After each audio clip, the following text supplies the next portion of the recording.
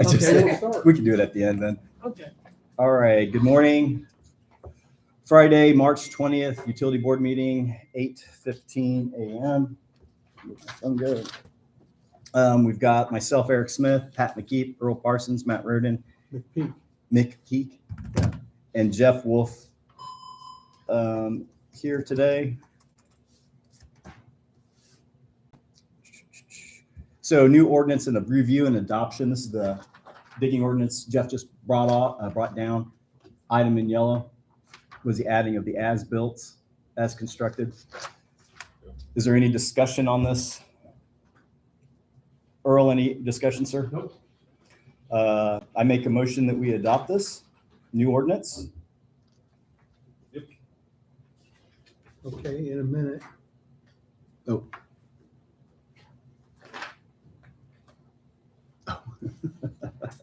Thank you. I'll make a motion to open the meeting. I second that motion. Okay, thanks. I had put your notes you had told me previously, and I missed that one. That's okay. We'll get this. Now, Robert's Rule of Order. You should probably read that. Thank you. I'm just trying to help. No, you're fine. Is there, so no discussion? Anyone want to make a motion to adopt this new ordinance? I make a motion that we adopt the resolution for the Utility Service Board for the town of Thorntown of Indiana, resolution establishing procedures for excavation. Have a second?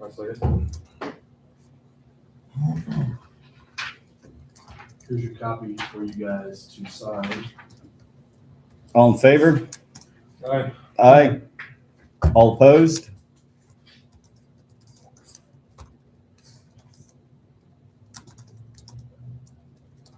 Motion carries.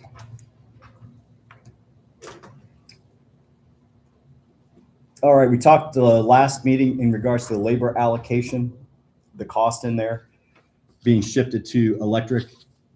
And I think everyone was on board with that. Okay. Yeah.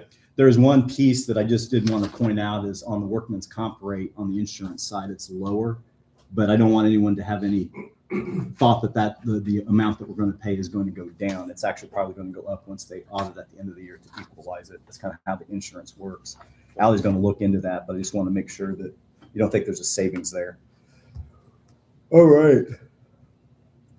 So is there any discussion on shifting the labor to the electric category?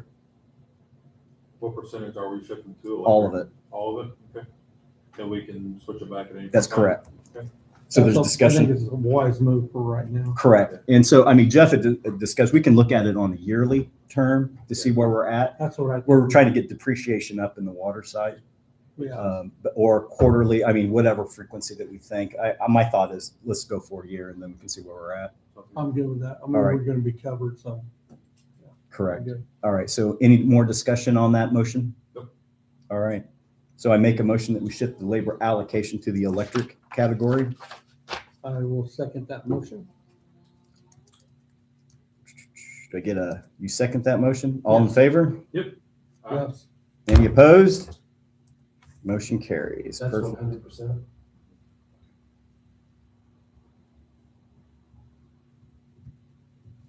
All right. Next item, the billing system rates into Keystone, Earl. Is that going smoothly? Any issues there, sir? You guys have asked for a notice to be put on the bills. There's your sample of what will be put on the billings that go out to give a heads up, basically, beyond what we've already done. So there are no issues, and so it's down there in that yellow, by the way. Perfect. Yep. You want one of these?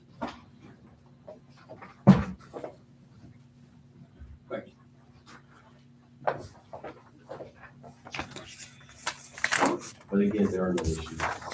Excellent. The update on the old utility poles in regards to what was discussed last time. I think there's a House bill number in the legislature working on that. Has anyone discovered what that House bill number is or legislature? I couldn't find it. So I don't know if it got I have it. shut down, but is it still It active? didn't, no, it did not get passed, but I have the woman's name, but I just don't know it off the top of my head. All right. I just want to be able to, if anyone asks, have someone to that, refer to that they can contact. There is a attachment fee that also Mr. Gidding had talked about last time. It used to be $11 per pole. Do we know? I haven't followed up on that with Ali yet. Okay. So that's something we still need to follow up on.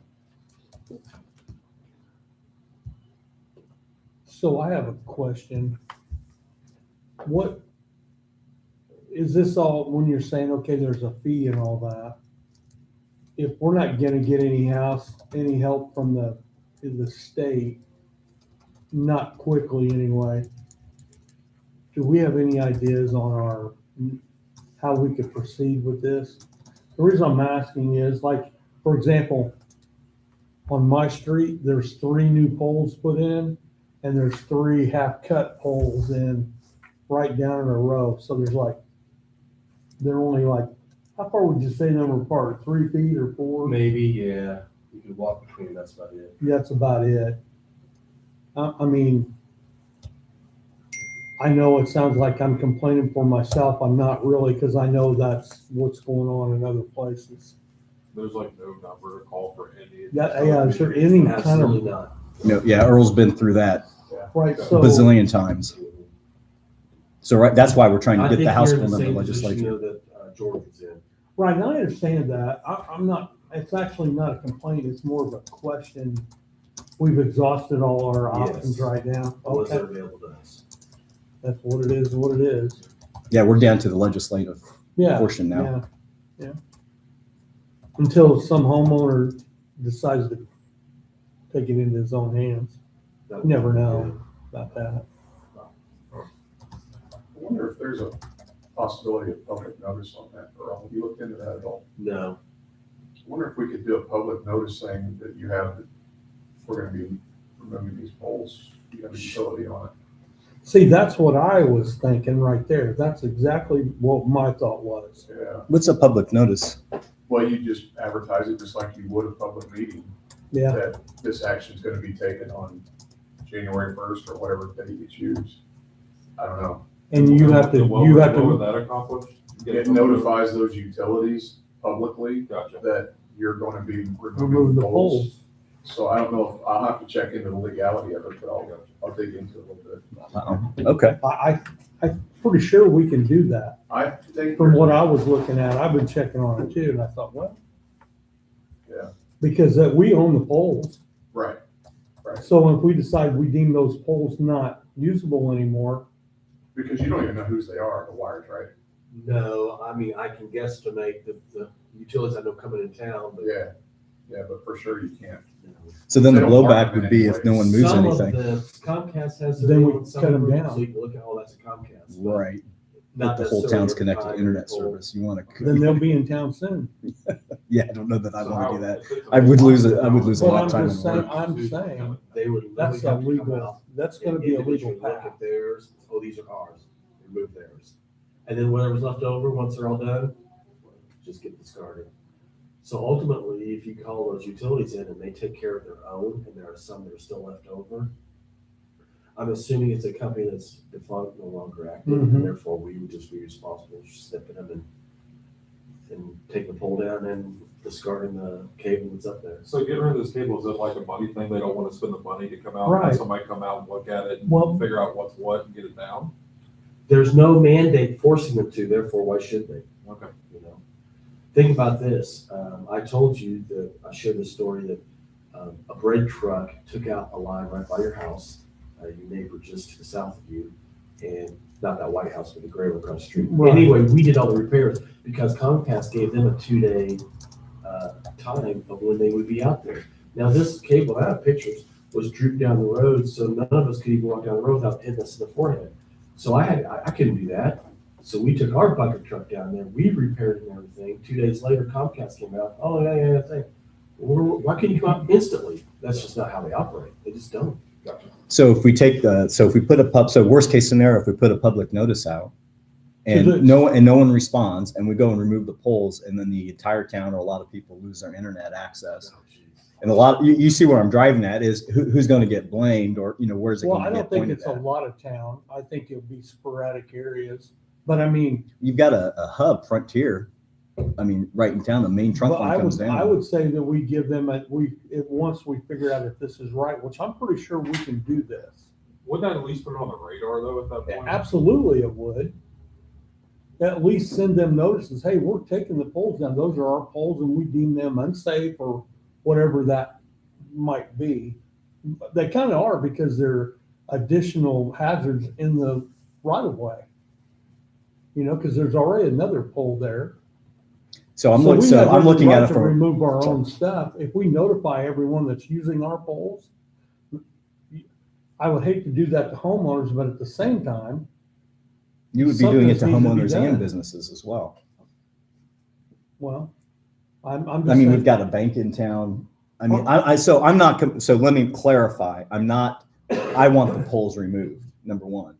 Number two, I work from home, right? And And I have a pole come understand. down and then me not have an option to go to the library and me have to go to, drive several hours is an Well, issue. And then what- you expand that into a bank losing or what have you. So, I mean, I think it's a great tipping point, like you said, to just get notification Let's out. just It's like get it it's happening. started that Yeah, way it- and you give give them a time.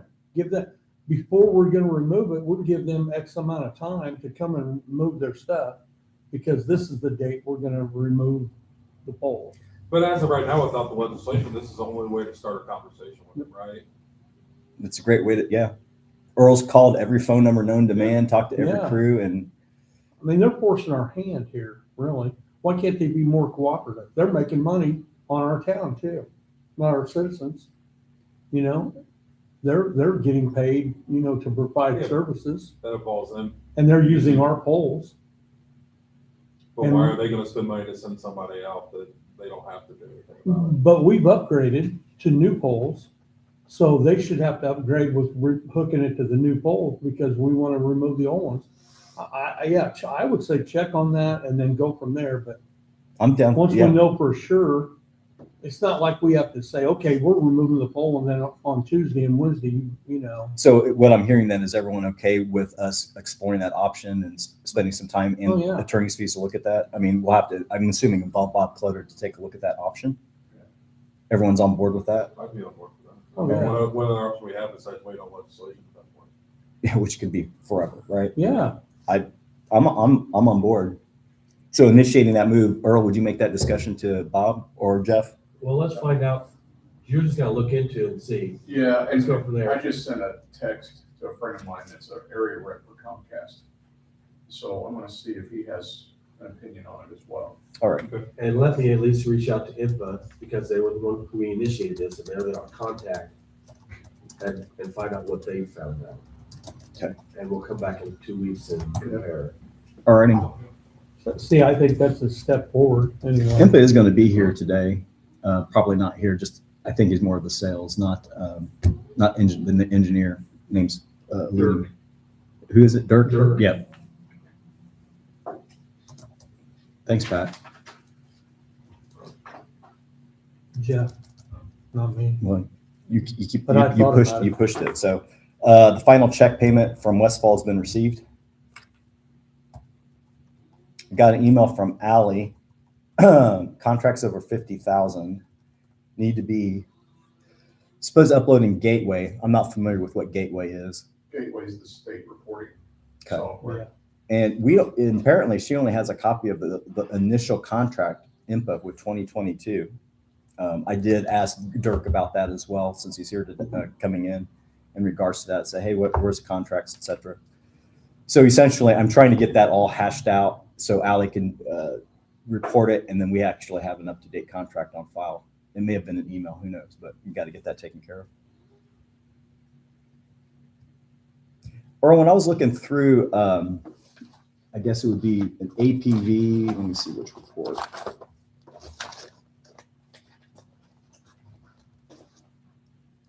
Accounts payable voucher. I noticed we had some work done back in December with BL Anderson for some frozen water tower tubing, gauge, and fittings. Yep. Is that going to be a repeat issue, or do we have a final solution so that doesn't happen again? So that has the line, what that is there's a line out there at the West Water Tower that tells you the PSI of the tower, which is translated to have a feeder in the tower, and that controls the water plant. And there is mineral spirits that are actually in that line to prevent that freezing. And over a number of years, the mineral spirits have been somewhat washed out, pushed out, thinned out by water. And that's why they were frozen. Not to mention the fact that we had a rare winter in that out of nowhere, we got bombarded with 2-degree weather.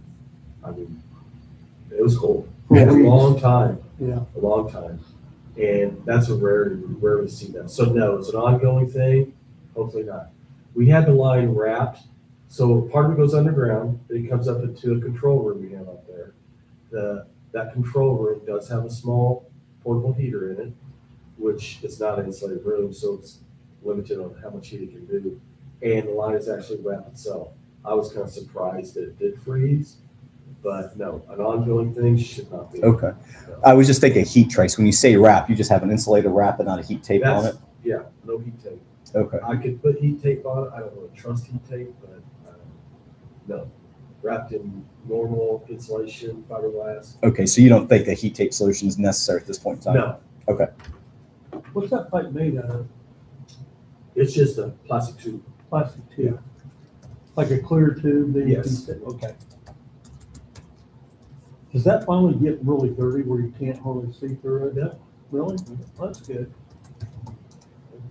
I've dealt with that issue before, is why I'm asking, at a wastewater treatment plant. And the solution ultimately was heat tape first, but brutal winter, and it was almost like a Venturi where no one would catch this design, but the way the concrete was set, the wind was blowing right through it. So you had the addition of cold weather, and the heat trace wasn't enough. So we ended up building a box around it, and then that solved the solution. I didn't know if that's something that we needed to consider, but just trying to avoid another problem.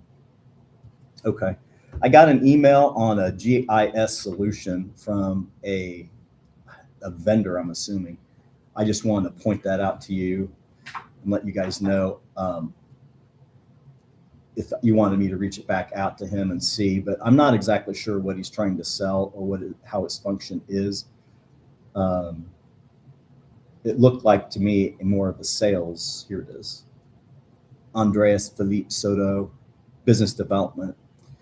So he's selling a software platform called GeoZone. Have you ever heard of that? Is it the LiDAR mapping? Let's see. GeoZone connects zoning codes directly to your GIS database, so you can click any parcel or area and instantly see applicable zones, dimensional rules, overlays, and constraints, visualized in 2D and 3D. Planners can test what-if scenarios, compare code version to clearly communicate requirements to the applicants and residents.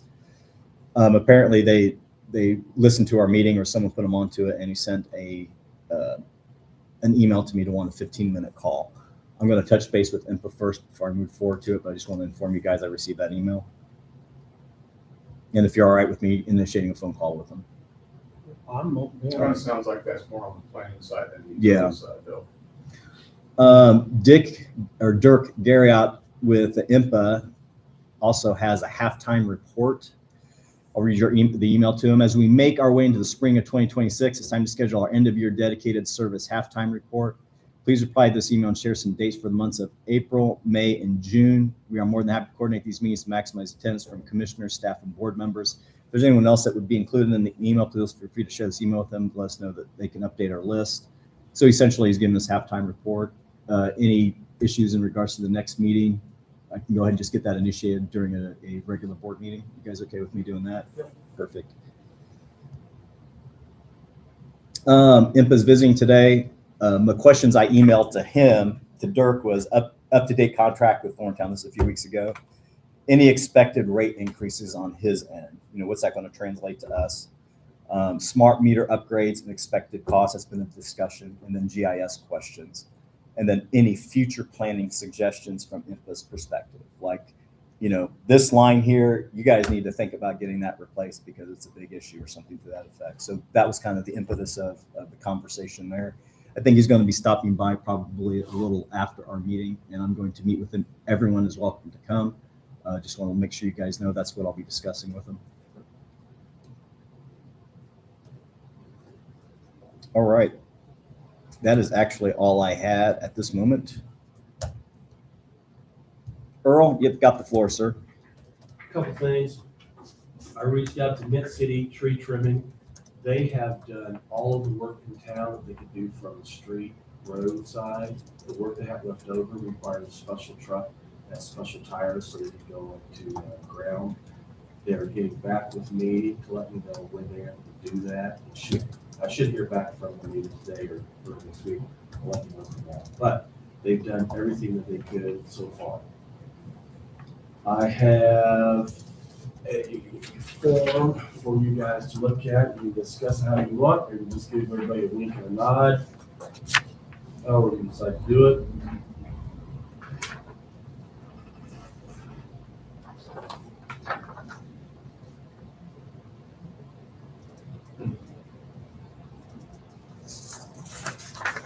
I would say, without going into great detail, that's going to get to the point where we're going to be forced to proceed one way or the other. Even if it means just going to town council and saying, hey, what are we going to do about this? Ultimately, it's going to get to the point where it's just so large, you're talking maybe legal issues. Yep. So what's your suggested next route? You said speak with town council? I mean, I don't think it's fair to put it on anyone on this board because of the issues that person in general is using to cause this to be in place in the first place, that I would say our next issue would be to talk to Bob Clutter. This is what we got going on, and go from there. I hate to say we gotta jump to that point, but look at the numbers. I'm sorry, but I'm with, I'm not apologizing, excuse me. I think the next move would be to speak with Bob Clutter and send a legal notification. Yeah.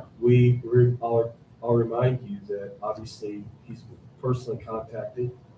We sent him an official letter notifying and saying, hey, we want to work this out, do something.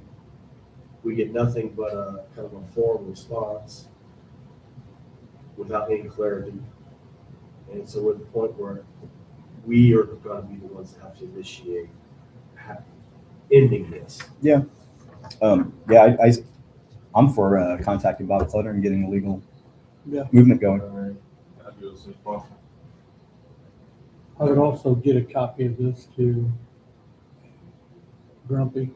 Yeah, I would just give a Say, courtesy hey. to Grumpy at that point, just get a little mouth. 10-4. All right. Yeah, So after this I meeting, think all I tried to talk parties- to Grumpy. I wasn't able to do it last meeting, but I'm gonna go hit Grumpy up.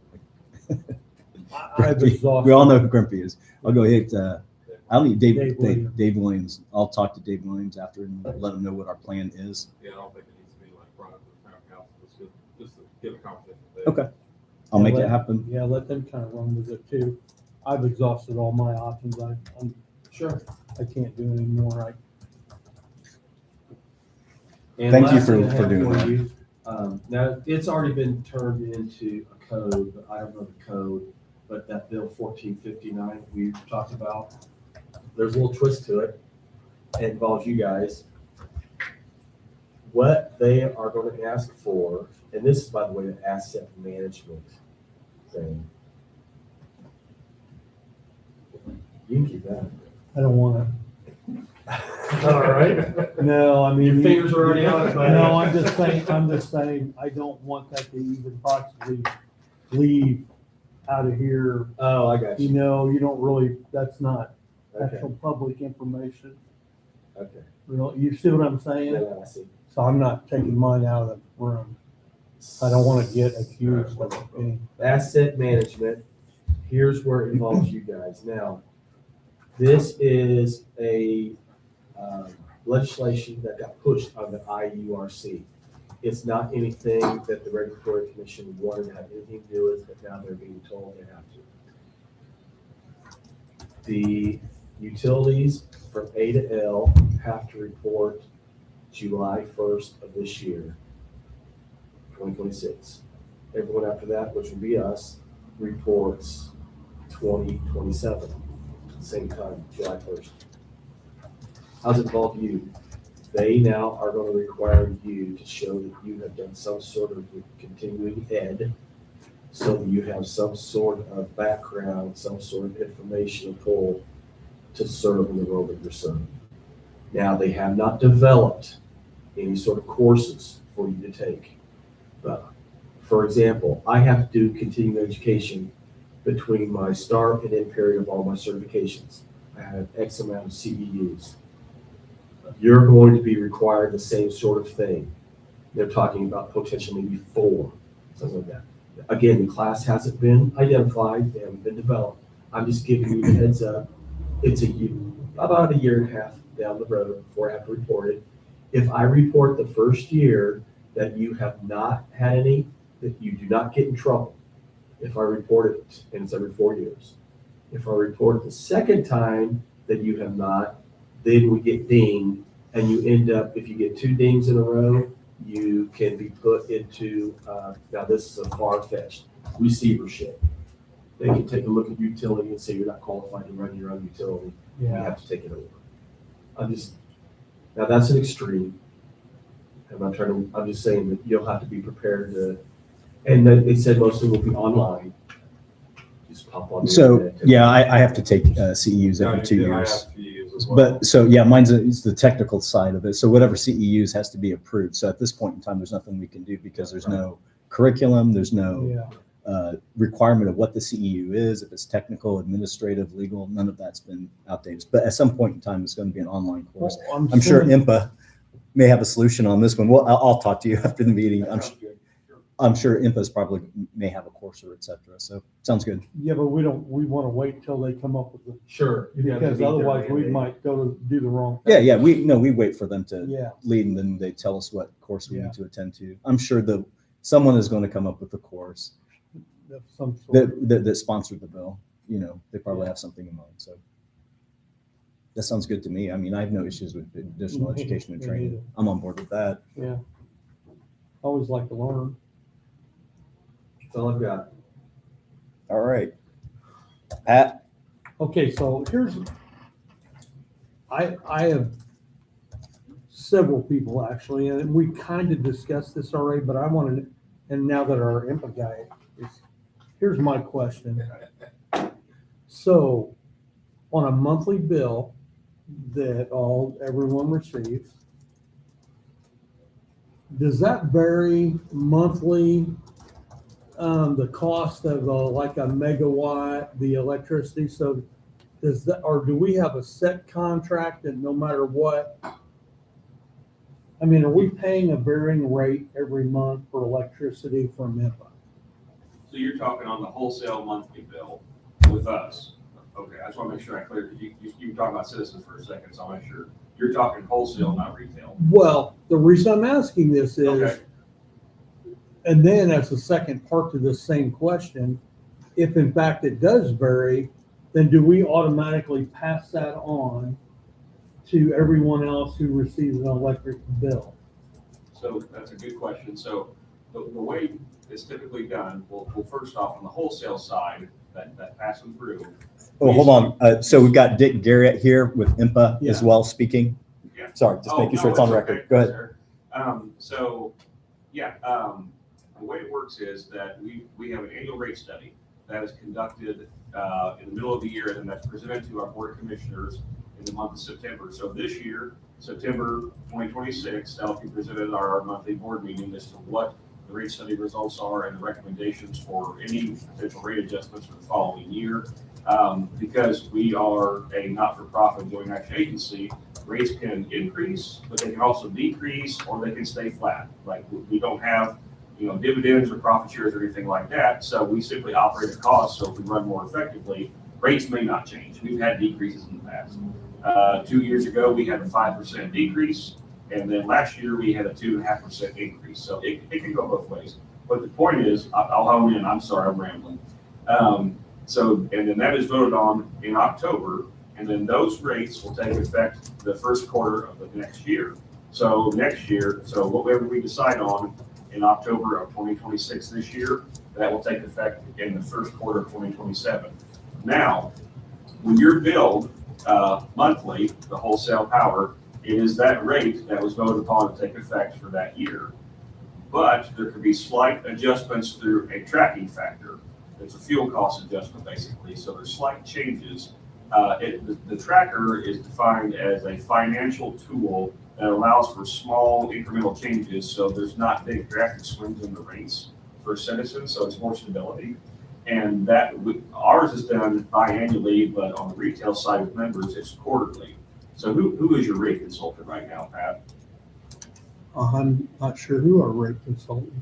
There's typically Baker Tilly or Crone, or maybe we have Crone. someone more local. Crone. It's Crone? Oh, okay. So I would imagine, most of our members use Crone or Baker Tilly. I see a little bit more Crone. Crone, they can calculate your tracker. And then they get that information from us. They calculate that tracking factor and they give it to your utility billing office. And then they will put that in that equation, or whatever that calculation is, into the billing software. And that's automatically calculated every month, and that's adjusted quarterly. And so it can be a little bit of a tick up, or it can be What's a little bit percentage wise?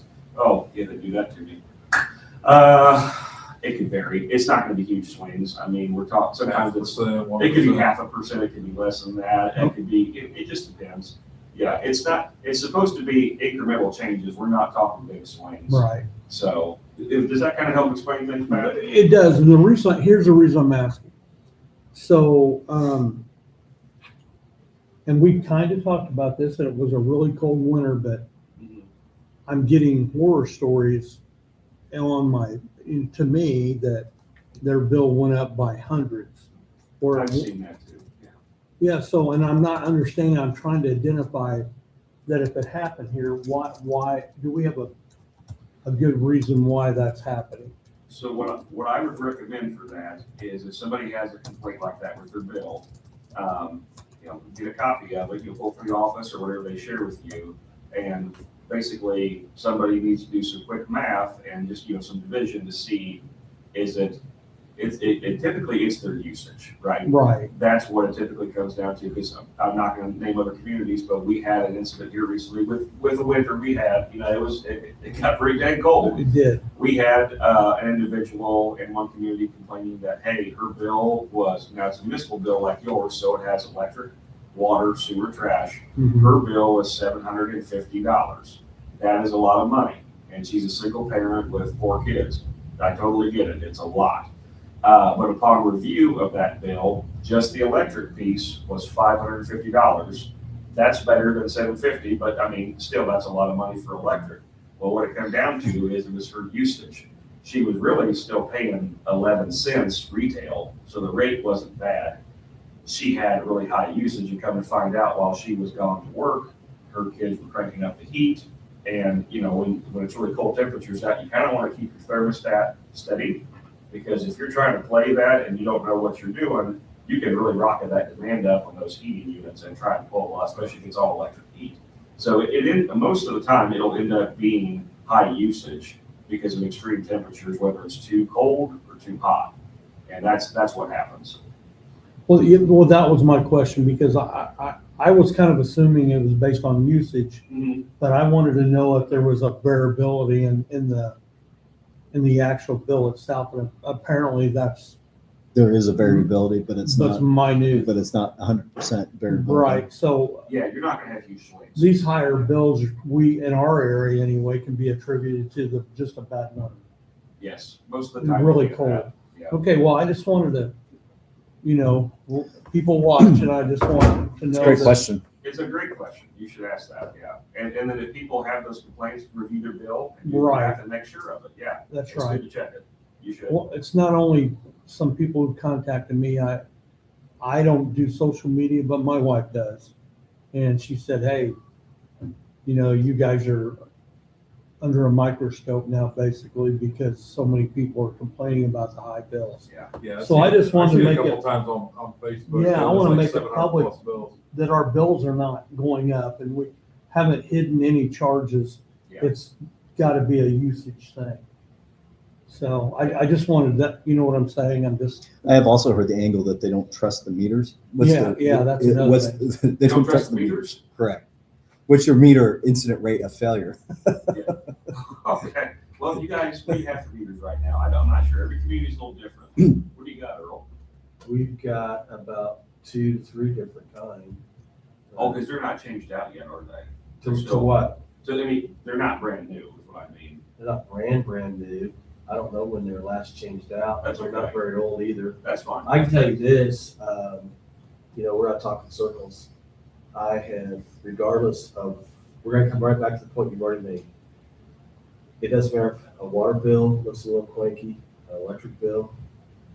In the time that I've been here, we go out and check every single one. Yeah. We'll go out and get an individual reading, we'll bring it back, we'll compare it to what our radio read gave us, and we'll watch it. And I'm telling you right now, it's the usage. Yep. So in the summer, when it's 98 degrees for 2 straight weeks, and we get this high bill, and we go back and say, look, your electric bill was right. Oh, well, I did have that air conditioner running. Yeah. Well, I just wondered. Yeah, it's 2 degrees out for 3 weeks, and you want it Yeah. to be 72 degrees in your house so you can walk around in your shorts and t-shirt. Well, you paid Yeah. for it. Yeah. So it's not Yeah, the I'm meters. I'm It's not with the you, meters. Earl. The only thing I would add to the meter thing is that folks need to realize that as the meters age, the reason I asked if they were brand new or not is because the newer they are, the more accurate they are. But as they age, they don't speed up, they slow down. And so you'll actually lose money as a utility the older your meters get. Now, that doesn't mean change them every year. Don't do that. That's a ridiculous cost. But, you start getting 10 plus years, they slow down. And so if anything, folks may not want a new meter because it may make their bill higher because it's going to be more accurate. I had a similar position as Earl years ago before IMPA. I would have homeowners complaining that their water bill or whatever was too high. And they said, the meter's bad. And I said, I can replace it at no cost, but you're probably not going to like what happens next month. And sure enough, their bill will be even higher, but it's because it's brand new and it's accurate out of the box. So that's something folks to be aware of as well. What's the degradation on the meter? What's the typical lifespan on the utility meter? Oh, it depends if you're talking water, electric, or gas. I know water meters, they, on the residential side, it's either 10 years or 1 million gallons, whichever happens first, then they start to slow down. Do you know what percentage of degradation you get? No, It's got to be not pretty that. small incremental. Yeah, it's pretty small. But the electric side, I'd say it's similar to where once you get over 10 years, they start slowing down. But again, you're not going to have a speed up problem. And of course, the bigger the meter and the more wear and tear, the faster that degradation is going to be, obviously the usage. But yeah, the thing now is that they're making them better and stronger and they're more accurate. It's kind of crazy what they're able to do with new technology. So yeah, it's the older meters are to the advantage of some folks because of what their bill is, for sure. Thank you. There you go. I have one more thing for Earl. So Earl, the other thing that has been being said is, hey, they don't read the meters. And I know that the meters are electronically read, right? But you occasionally will check. Anyone that calls in, first off, approximately 100 have to be physically read because they're not radio read compatible. And there's always going to be a couple that might face the wrong direction or Yeah. just don't give off a signal right when we're there. But anyway, yes, we do. Anyone that calls in and says, hey, I got an issue, I got a question, we go right out, we get a work order, we go right out, we look at it physically, we write down the numbers we get, we bring it back to Sandy, Sandy records it, looks at what we read, which we radio read, and we go from there. So yes, all meters are read, none are estimated. Yeah, that's what I'm saying. There's no estimate. No. Yeah, okay. I just wanted to, that's another thing. My wife was saying, okay, so a lot of people are saying all they're doing is estimating. I knew better than that anyway, but I just wanted to, during this meeting, Right. for you to kind of explain a little bit. I'm just trying to open the air up here so everyone kind of knows. So the folks that are commenting on social media, are they calling utility office or are they just commenting on social No, media? they're commenting on social media. Is there any expectation that we take the comments on social media and take action on that? Not for me, I'm just. No, I mean from the expectation from what you've Oh, seen no, from I these didn't, people. no, it was just in general, people, right now, things are not good for a lot of people and they're just expressing their frustration with how much they're paying on a lot of things. So, but when you see it on the electric side or even, water, whatever, we have a platform in our meeting here now. So just to make it clear, Yeah, complaints yeah, on just- social media is not the same as calling the Thorntown Utility Department to get your meter checked. If you get a formal phone call to the utility department, the utility team will come out and physically check the meter and reconcile it with past bills and give you a history. So Yeah. any it's complaints on correct. social media is not something we're monitoring, watching, or managing. That's right. Correct? I All just wanted to bring it out. This is how it works. And this is what we do. And then now everyone, will know, hey, if they had any question that we're not doing, basically what I'm saying is there's no mystery addition to the cost of their bill. What it is what it is. Okay. Since we're making public statements, let me make this one. And that is, no one on this board or in this room or the town council has one bit of control over the Federal Reserve and what your dollar will buy and what it won't buy. And that's really what we're talking about. Everything, whether increase in utility rates, increase in home prices, increase in material goods, is based on what that one piece of paper will purchase and won't purchase. We do not control it. If you really want to get to the nitty gritty, talk to Ron Paul and his associates about the Federal Reserve and what you'd like to do about it, because it's out of our hands. So every bill that comes up from affordable housing, how many square feet you're going to allow to be built or not built, what you're going to do for your infrastructure, comes down to what your dollar will buy. We don't control it. You get that? I'm good. Matt, got anything, sir? No, sir. Alrighty. This concludes the utility board meeting at 8:55 a.m. The motion. I make a motion to close the meeting. I get a second? Sorry, one last thing for you guys. Minutes to sign. Got it. We're still going to close the meeting. Yeah. Thank you. All in favor? Oh, shit.